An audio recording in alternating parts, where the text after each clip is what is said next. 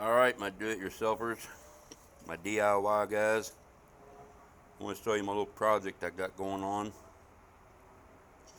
So, I recently acquired this 3-point hitch from a old Sears Suburban garden tractor. It's electric. I got it for my Cub Cadet, and I had to do some adapting to get it to work.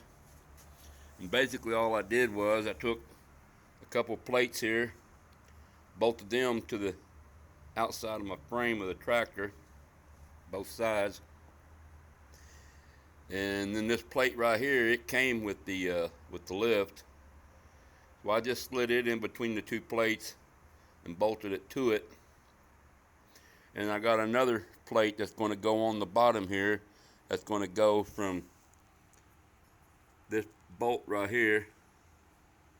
It's going to go back to my factory trailer hitch up under there.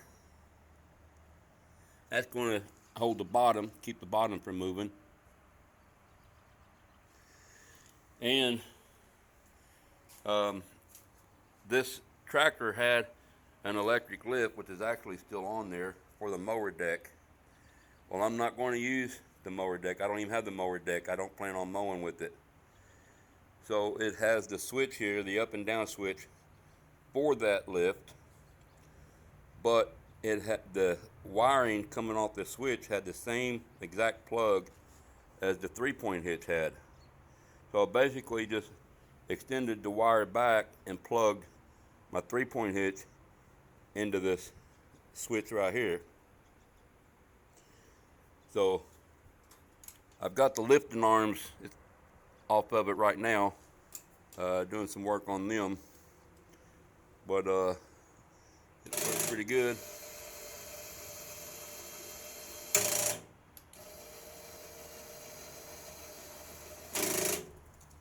So the whole reasoning behind the 3-point hitch is my other project I got going on is what prompted that. And what I wanted to do was I wanted to take this walk behind tiller, because I'm up there in the A's now, and this walk behind tiller just beats the hell out of me. So I wanted to convert it to a pull behind tiller, but I was in a dilemma on how I was going to raise this tiller up and down. I had all kinds of ideas, but none of them were really all that good. So I noticed the front of this tiller, the way the front of this tiller is, I could take a piece of 2-inch square tubing and slide it right in there. So that's what I did. I slid it right into the front of the tiller, had it sticking out about a foot, and ran some bolts to it. Then I acquired this 3-point hitch receiver. It's basically just like the receiver hitch on your pickup truck, except it connects to a 3-point hitch, which is what I just showed you on my tractor. So now all I got to do is just hook this up to my 3-point hitch and use the switch and the 3-point hitch to raise the tiller up and down.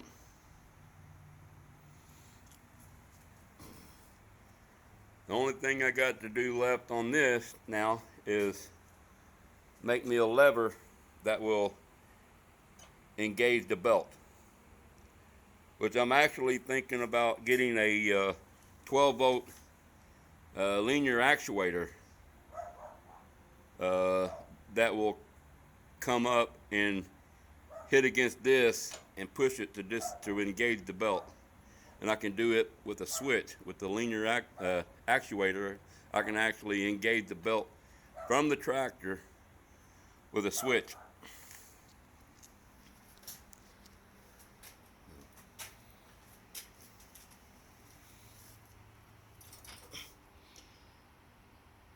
But these pins in this 3-point receiver hitch is bigger than the holes in the lifting arm on the 3-point hitch. So I've got to drill the holes out on the lifting arms to where they'll go over those pins right there. Then my center link on my 3-point hitch will go right in here, and I've got a 5/8 pin that will go through it and hold my center link on.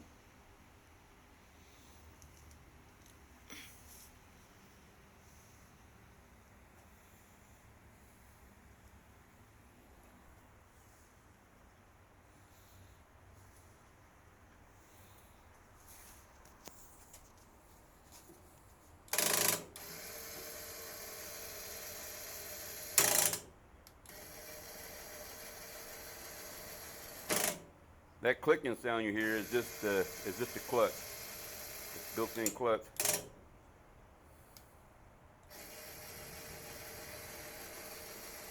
So it don't let you go down too far, and it won't let you come up too far.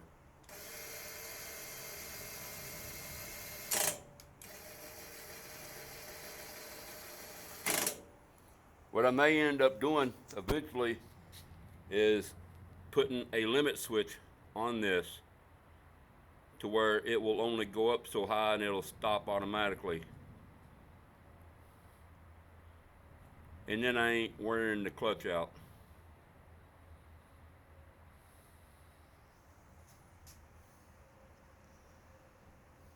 It's almost done. I got a few more things to do and it'll be ready to put to work.